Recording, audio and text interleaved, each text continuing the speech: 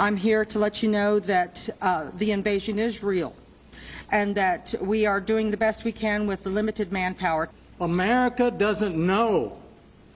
They don't know what's happening here. And we're here to try to change that. We don't want to lose America. A dramatic call for help at the southern border. Now a group of Texas counties are trying to force the federal government to act, declaring the state is under invasion. Joining me now, National Border Patrol Council President Brandon Judd. Brandon, good to see you. Let's talk about what's going on in Texas. Explain what these Texas counties are trying to do at this point. It seems like an act of desperation, a last gasp to try to get things under control. What's going to happen here? They are desperate, and they should be desperate. If you look at what's going on right now, all of the burden is falling on their shoulders. The federal government is failing to do what it's supposed to do. It's failing to protect our borders. Border Patrol agents like myself, we can't go out and do the job properly because this administration is allowing people to gain the loopholes, the asylum loopholes that exist. And so what's happening is these counties, all of it is falling on them. When you look at the number of deaths that have happened in the Rio Grande River, it's not the federal government that takes care of that. That falls on the counties. When you look at the crime that exists in these counties, that's not the federal government that takes care of it. It's the counties that take care of it. So all of this is taking place. And what's interesting about this is 2 out of 3 of those counties are Democrat counties.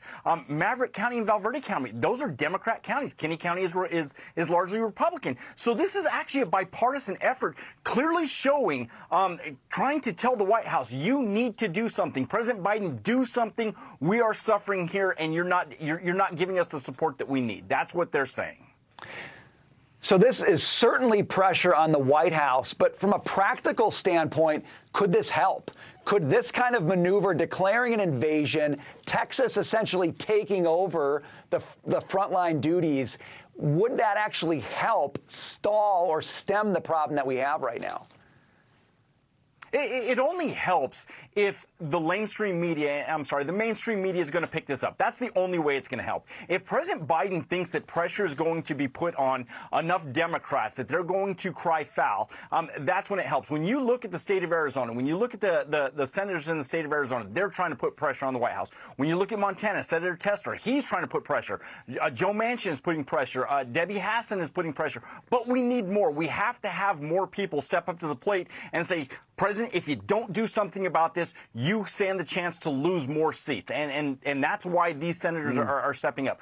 But until the mainstream media actually picks this up and tells the American public what is going on, this White House is going to continue to ignore everything that is happening. Brandon, stay with me for just 1 minute. I want to go to this. I want to talk about fentanyl issues. The drug crisis at our southern border is quickly moving across state lines. William LaJeunesse is in Los Angeles with the latest. William.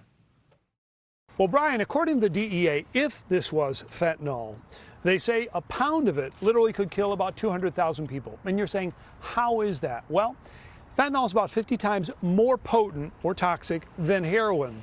And when it is mixed into counterfeit pills, say pain medications, just a speck too much is enough to kill you. Well, one day last month, we were with Colorado police, and they found 118 pounds in one car. This amount, according to DEA, could kill up to 31 million people.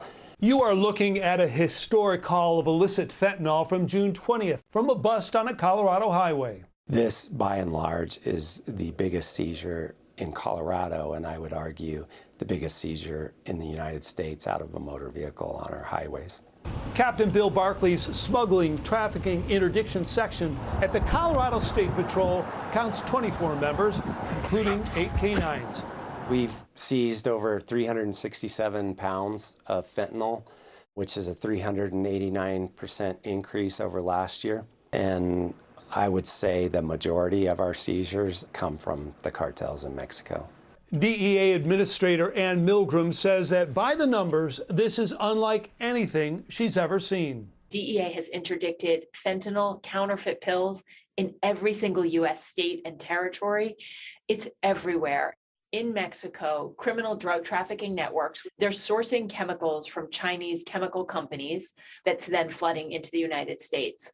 We are at the deadliest moment in what is the deadliest drug epidemic in American history. Josh Stein is the Attorney General of North Carolina, where illicit fentanyl caused some 70% of all fatal overdoses in 2020. Even worse, says Stein. More than 3/4 of all teens who are dying of overdoses have fentanyl in their system. It's killing America's youth. So about 300 people a day, that's 12 every hour, die of a drug overdose. And according to the CDC, about 2/3 as a result of fentanyl or some other synthetic opioid. Brian? William, thank you very much for that stunning report. Back with me, Brandon Judd, National Border Patrol Council President. Brandon, you want to make the case about invasion. Fentanyl is it. This is shocking to me. 31 million people could die from the amount of fentanyl they seized in just that one instance. Talk about what's happening there and how that could be affected potentially by what Texas is trying to do here with this invasion declaration.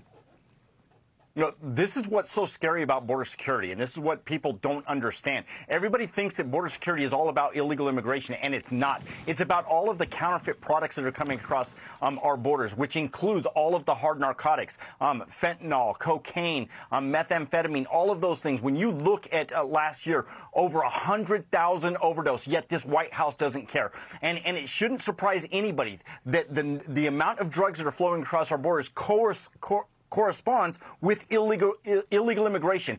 The cartels recognize that all they have to do is flood our resources with people crossing our borders illegally, and it creates artificial gaps in our coverage. And when they exploit, and the way they do it is they exploit those gaps and get their higher value products across our borders. And that's what's so scary, and that's why the White House must step up and do its job to protect the American public. We can't have any more of our children dying because of the drugs that are coming over from Mexico. It is just, these are shocking numbers, Brandon. You talk about the human traffic across the border, and that's certainly one thing. But when you add in the fentanyl issue and the potency of those drugs, it's like a weapon, Brandon. Weapons coming across our border. We got to leave it here. We're out of time. But Brandon, it's always good to see you. Thanks for being with us. Thanks for having me.